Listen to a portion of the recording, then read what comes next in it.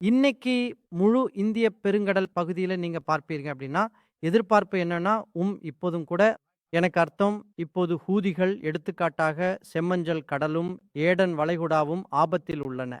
எங்கள் கடற்படை கப்பல்கள் அங்கு இருக்கின்றன.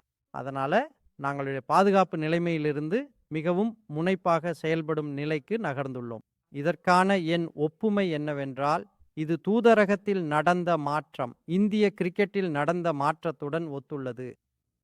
இந்திய கிரிக்கெட்டில் நீங்கள் நீங்கள் கிரீஸை விட்டு வெளியே செல்ல மாட்டீர்கள். டிரா கிடைத்தாலும் மகிழ்ச்சியாக இருப்பீர்கள். நீங்கள் வெற்றியை நோக்கி ஒருபோதும் பார்ப்பதில்லை. இன்று இந்திய தூதரகம் இந்திய கிரிக்கெட்டைப் போலவே வெற்றியை நோக்கி செயல்படுகிறது. இது எனக்கு கேள்வி பதில் அமர்வை தொடங்க சிறந்த இடம். மாலை வணக்கம் சார். நான் இதே அறையில் இருப்பதில் மிகவும் மகிழ்ச்சி அடைகிறேன். ஏனெனில் பல்கலைக்கழகத்தின் பாதி மாணவர்கள் வெளியே காத்திருக்கிறார்கள்.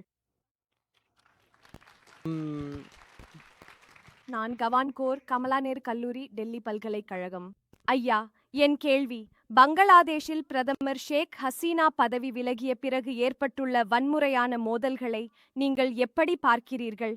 இந்தியர்கள் பாதிக்கப்பட்டிருப்பதை நாம் பார்க்கும் நிலையில் இந்தியர்களுக்காக அரசு எவ்வாறு நடவடிக்கைகள் எடுக்கும்?